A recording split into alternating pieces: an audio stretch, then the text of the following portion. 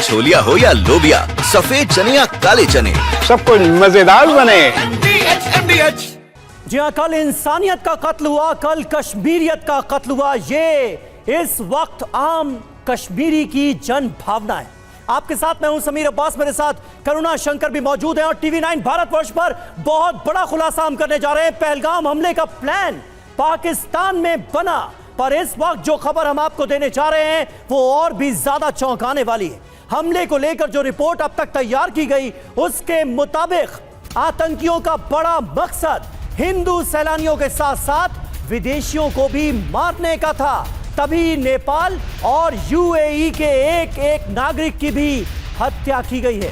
आतंकवादी जब हमला कर रहे थे तो वो पाकिस्तान में बैठे अपने हैंडलर्स के साथ संपर्क में थे। मुजफ्फराबाद और कराची में बैठे आतंकी हैंडलर्स पहलगाम में आतंकियों को निर्देश दे रहे थे कि क्या करना है, कब करना है, कैसे करना है। और देखिए, एक और बड़ी खबर आपको बताया, आतंकियों का मकसद हत्या से सांप्रदायिक हिंसा भड़काना था। यह एक और बड़ा खुलासा हो रहा है, इसलिए उन्होंने धर्म पूछा। आतंकियों ने कलमा पढ़ने के लिए कहा और शरीर पर धार्मिक निशान भी देखे। हमला कल सुबह 11 बजे हुआ था। आतंकवादी सेना की वेशभूषा में थे ताकि लोगों को उन पर कोई शक ना हो।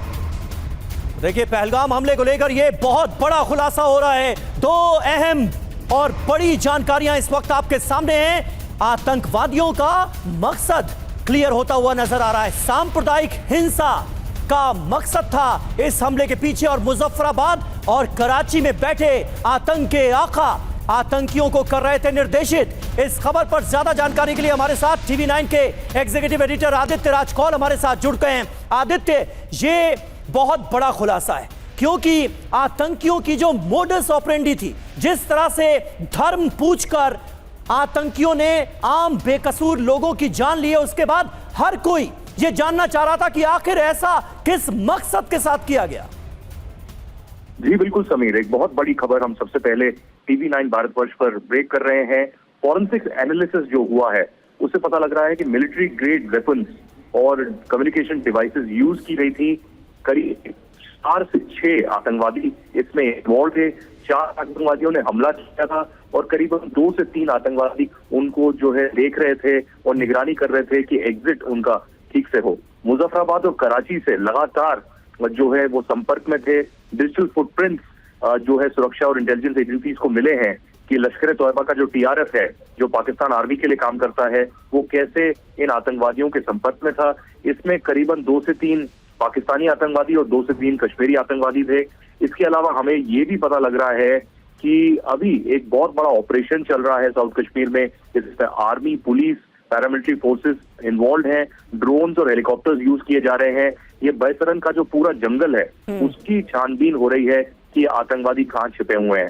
आज सुबह एक एनकाउंटर उरी नॉर्थ कश्मीर में भी हुआ था, जिसमें 2 आतंकवादी जो इन्फिल्ट्रेशन कर रहे थे उनको मार दिया गया है। लेकिन अभी जो है बहुत कड़ी सुरक्षा कर दी गई है पूरे पहलगाम में, पूरा कर्फ्यू जैसा जो माहौल है। लेकिन प्रधानमंत्री नरेंद्र मोदी दिल्ली में एक सुरक्षा की बैठक ले रहे हैं और गृह मंत्री अमित शाह कश्मीर में। शाम को 6 बजे कैबिनेट कमेटी और सुरक्षा की जो है मीटिंग होगी और उसमें तय होगा कि आगे की रणनीति जो है diplomatic as well as military steps जो है भारत की सरकार क्या लेगी।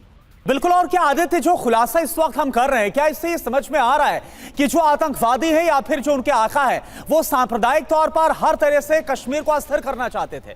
जब से 370 हटाया गया है उसके बाद से हम देख रहे हैं, बीते साल का अगर हम नंबर देखें, जो डेटा आया है, जो टूरिस्ट है वो हाईएस्ट नंबर पर पहुंच गए थे, टूरिज्म वहां पर। तो क्या ये जो बातें है वो आतंकी आका पचा नहीं पा रहे थे और उसके बाद ये हमला किया गया? बिल्कुल सही कहा आपने। पिछले 6 साल से लगभग जो है स्थिति सामान्य थी, नॉर्मलसी की ओर जा रही थी। एक नया कश्मीर का नैरेटिव वो पूरे विश्व भर में चल रहा था। लाखों नहीं बल्कि करोड़ों की तादाद में आपने भी देखा कि कैसे सैलानी वहां पर आ रहे थे, ट्रैफिक जैम हो रहे थे, होटलों में जगह नहीं थी, फ्लाइट्स ओवरबुक थी पूरी तरीके से। और ये नैरेटिव जो नॉर्मलसी का है, कश्मीरी की तकदीर बदलने का है, वो पाकिस्तान को डाइजेस्ट नहीं हो रहा था। और तभी पाकिस्तान आर्मी चीफ ने ये रणनीति रची और जो है इंटरनेशनल करने के लिए कश्मीर के मुद्दे को ये आतंकवादी जो है हमला किया।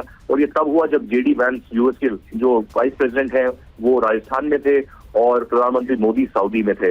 लेकिन आसिम मुनीर इससे भी तिलमिलाए हुए हैं कि कैसे बलूचिस्तान में और खैबर पख्तूनख्वा में रोज पाकिस्तान आर्मी के जवानों की जो है हत्या हो रही है, रिबेलियन हो रहा है, और अब कश्मीर की ओर वो फिर से एक नया रुख करना चाहते हैं।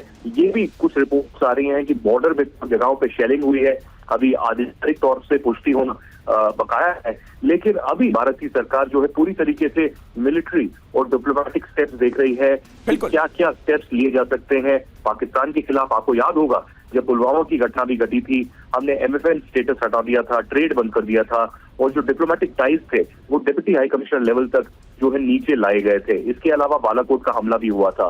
तो इस बार भी ऐसा ही होगा। कैबिनेट कमेटी और सुरक्षा की जो है वो मुलाकात करेगी, उसके बाद कई तौर पर जो है स्टेप्स पाकिस्तान के खिलाफ लिए जाएंगे। बिल्कुल माना यह जा रहा है कि CCS की मीटिंग में कोई बड़ा फैसला लिया जा सकता है। बहुत बहुत शुक्रिया आदित्य राजखौल हमारे साथ जुड़ने के और ये अहम जानकारियां हमको देने के लिए, पहुंचाने के लिए हम तक। अब छोलिया हो या लोबिया, सफेद चने या काले चने, सब कुछ मजेदार बने। MDH